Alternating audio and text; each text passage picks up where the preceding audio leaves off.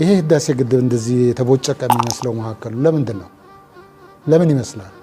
ብረቱን ሰርተን ወደ ላይ አብረን እኩል ስላላወጣን ነው። ከማስተካከያው ድርድር በኋላና አዳዲስ ሰብ ኮንትራክተሮች ከገቡበት በኋላ እኮ ያ ቴስት ሲደረግ እንኳን ያን ፕሬሸር ሊሸከም ቀርቶ ዝም ብሎ የሚፈስ ውሃም ለመሸከም ኮንክሪቱን ለመሸከም የሚቸግረው ብረት ነው የተቀመጠው።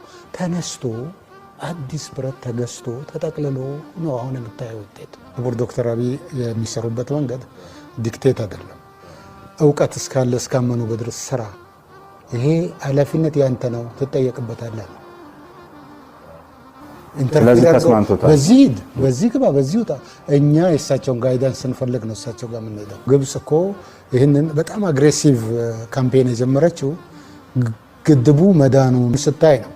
ስለዚህ ይህንን የኢትዮጵያ ሕዝብ መንቃት እና መጠበቅ አለበት።